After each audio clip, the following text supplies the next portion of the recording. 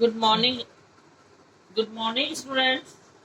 हम लोग सिविक्स का चैप्टर पढ़ रहे थे, लोकतंत्र क्या और लोकतंत्र क्यों। उसी में हम आगे देखेंगे एक सरल परिभाषा। सरल परिभाषा को देखते हुए हम बताएंगे कि ये पिछले अध्याय वगैरह को छोड़ो। लोकतंत्र शासन का एक ऐसा रूप है जिसमें शासकों का चुनाव लोग करते हैं। ठीक है, उन्होंने एक परिभाषा देते हुए भी आपको थोड़ी सी समझा रहे हैं कि लोकतंत्र शासन का एक ऐसा रूप है जिसमें शासकों का चुनाव क्या है, कौन करते हैं? लोग करते हैं। आपने देखा, वोट डालते हैं और वो चुनते हैं कि किसको अपना वोट दिया जाए, तब उन्हें चुना जाता है शासकों को। तो इसी में अब हम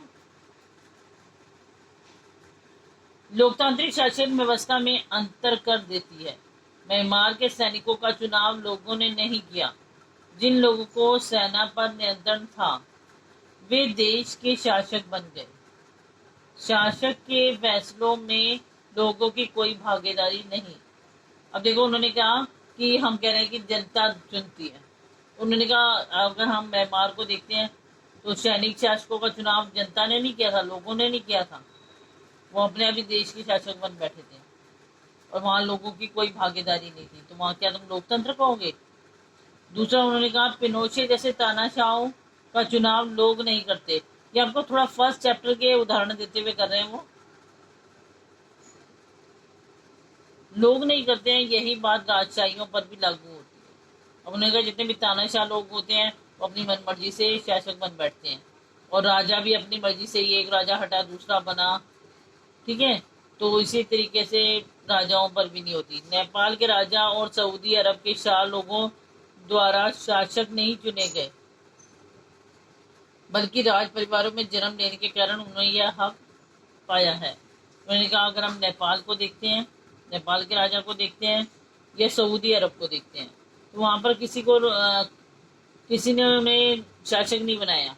वो तो सिर्फ राज परिवार में उन्होंने जन्म लिए और उसी की वजह से वो वहां के शासक बने हुए हैं। लेकिन ये सरल परिभाषा पूर्ण या पर्याप्त नहीं है।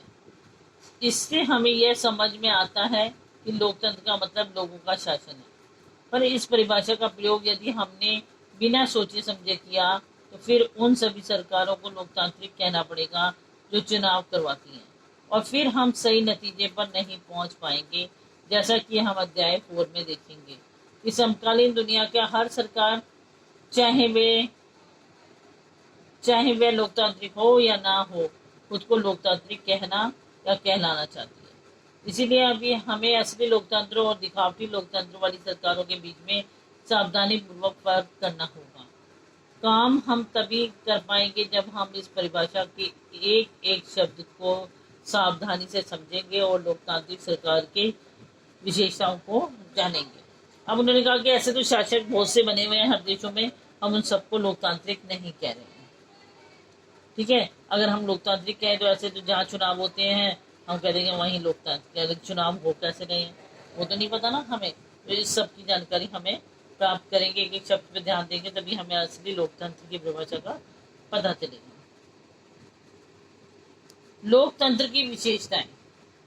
हमने इस सरल परिभाषा के साथ शुरुआत की है कि लोकतंत्र शासक का एक रूप है जिसमें जनता का शासक चुनाव कर के माध्यम से होता है। ठीक है, शासकों का चुनाव करती है। ठीक है, ये हमने बोला। अब देखिए, इस परिभाषा के अनुसार शासक कौन है? किसी सरकार को लोकतांत्रिक कहे जाने के लिए उसके किन अधिकारों को चुना हुआ होना आवश्यक है? लोकतंत्र में वे कौन कौन से फैसले हैं जो बिना चुने हुए अधिकारी भी ले सकते हैं? अब उन्होंने कहा कि शासक कौन होगा। हमने तो कह दिया कि जनता चुनेगी, लेकिन शासक कौन होता है? भाई किसको शासक कहेंगे हम? ठीक है, किस तरह के चुनाव को लोकतांत्रिक चुनाव कहेंगे? चुनाव हम कह रहे हैं चुनाव कराएंगे, लेकिन किस तरीके का चुनाव होगा जिसे हम लोकतांत्रिक मानेंगे? किन शर्तों को हम पूरा करने को जरूरी समझेंगे? उसमें कौन लोग शासकों का चुनाव कर सकते हैं, कौन कौन लोग शासकों का चुनाव करेंगे? ठीक है, और क्या इसमें प्रत्येक नागरिक को बराबरी का अधिकार मिलेगा या कोई ज्यादा बार चुन सकता है और कोई कम बार? सरकार के किस स्वरूप को लोकतांत्रिक कहेंगे? क्या चुने हुए शासक लोकतंत्र में अपनी मर्जी से सब कुछ कर सकते हैं? लोकतांत्रिक सरकार के लिए कुछ लक्ष्मण रेखाओं में बदकर काम करना जरूरी है? क्या लोकतांत्रिक शासन व्यवस्था को नागरिकों के लिए कुछ अधिकारों का आदर करना चाहिए? ठीक है, उन्हें कहा इन सारी बातों का अभी कैसी सरकार होगी, कैसे काम करेगी, इन सब बातों को कैसे पता चलेगा कि लोकतंत्र के अंदर क्या होना चाहिए? अब हम देखेंगे प्रमुख फैसले निर्वाचित नेताओं के हाथ। अब थोड़े उदाहरण दिखाएंगे, अभी तो हम समझ ही नहीं पाए कि क्या क्या होगा। अब वो थोड़े उदाहरण दिखा रहे हैं कि कहाँ पर क्या क्या होता है। उन्होंने कहा पाकिस्तान में जनरल परवेज मुशर्रफ ने अक्टूबर 1999 में सैनिक तख्ता पलट की अगुवाई की थी।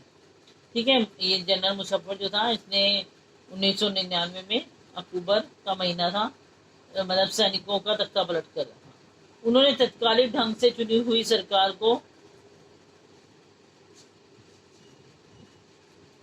उखाड़ फेंका और खुद को देश का मुख्य कार्यकारी घोषित कर दिया।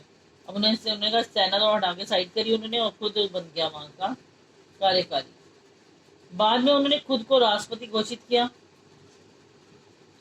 ठीक है, और बाद में वो खुद राष्ट्रपति भी बन गया और 22 मई से एक जनमत संग्रह कराने का अपना कार्यकाल 5 साल के लिए बढ़वा लिया। और उन्होंने कहा कि अब मेरा कार्यकाल जो है 5 साल और बढ़ा दिया जाए। पाकिस्तानी मीडिया, मानवाधिकारों संगठनों और लोकतंत्र के लिए काम करने वालों ने आरोप लगाया कि जनमत संग्रह एक धोखाधड़ी है और इसमें बड़े पैमाने पर गड़बड़ियां की गई हैं। अगस्त 22 में उन्होंने लीगल फ्रेमवर्क ऑर्डर के जरिए पाकिस्तान के संविधान को बदल डाला। इस ऑर्डर के अनुसार राष्ट्रपति राष्ट्रीय प्रांतीय असेंबलियों को भंग कर सकता है। अब देखिए, उन्होंने कहा कि लोगों ने आरोप लगाने की कोशिश करी कि इन्होंने गलत किया है भाई, इन्होंने खुद बदला है। तो उन्होंने क्या करा कि उसने कहा कि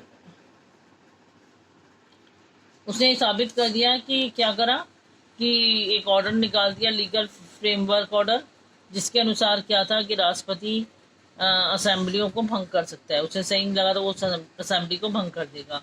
मंत्रिपरिषद के कामकाज पर एक राष्ट्रीय सुरक्षा परिषद की निगरानी रहेगी और मंत्रिपरिषद जो भी काम करेगा उस पर किसकी निगरानी रहेगी? राष्ट्रीय सुरक्षा की, जिसके ज्यादातर सदस्य फौजी अधिकारी हैं।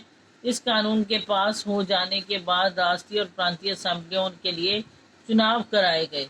इस प्रकार पाकिस्तान में चुनाव भी हुए और प्रतिनिधियों को भी अधिकार मिले, लेकिन सर्वोच्च संस्था सेना के अधिकारी जनरल मुशर्रफ के पास ही है। अब वो कह रहे देखने कहने को उसने चुनाव भी करवा दिया है, कहने को उसने क्या करा है,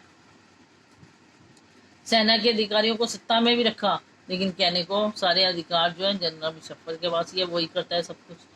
तो क्या उसको लोकतांत्रिक कहोगे इस टाइप की जगह को? स्पष्ट है कि जनरल मुशर्रफ के शासन वाले पाकिस्तान को लोकतंत्र ना कहने के अनेक ठोस कारण है, लेकिन यहाँ सिर्फ एक कारण ही चर्चा करते हैं। क्या हम कह सकते हैं कि पाकिस्तान के लोगों ने अपने शासकों का चुनाव किया? हम ऐसा नहीं कह सकते। लोगों ने राष्ट्रीय और प्रांतीय असेंबलियों के लिए अपने प्रतिनिधियों का चुनाव किया, लेकिन चुने हुए प्रतिनिधियों ने वास्तविक शासक नहीं है। वे अंतिम फैसला नहीं कर सकते। अंतिम फैसला सेना के अधिकारी और जनरल मुशर्रफ के हाथ में है। उन्होंने कहा जो भी फैसला करना है वो या तो मुशर्रफ करेगा या सैनिक अधिकारी करेंगे। उन्होंने चुन तो जरूर दिया है शासक, लेकिन वो कर अब कुछ नहीं सकते। ऐसा तानाशाही और राजशाही वाली अनेक शासन व्यवस्थाओं में होता है। वहां औपचारिक रूप से चुनी हुई संसद और सरकार तो होती है, पर असली सत्ता उन लोगों के हाथ में होती है जिन्हें जनता नहीं चुनती। पिछले अध्याय में हमने पोलैंड के कम्युनिस्ट शासक के समय में सोवियत संघ और समकालीन इराक में अमेरिका की भूमिका के बारे में पढ़ा। ऐसे मामलों में असेंबली ताकत विदेशी शक्तियों के हाथ में रहती है, ना कि चुने हुए प्रतिनिधियों के हाथ में। इसे लोगों के शासन नहीं कहा जा सकता। अब उन्होंने कहा कि पोलैंड में क्या है,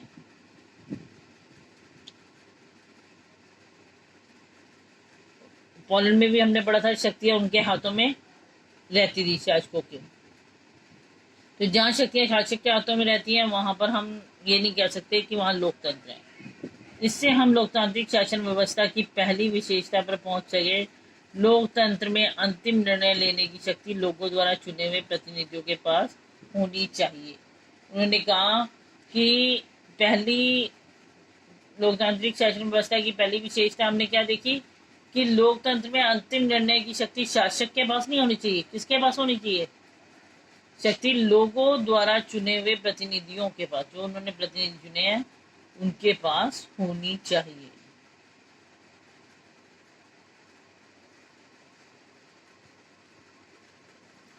आज के लिए बेटा इतना ही। नेक्स्ट क्लास में इससे आगे करेंगे, इसे अच्छी तरह रीड कर लेंगे। थैंक्स।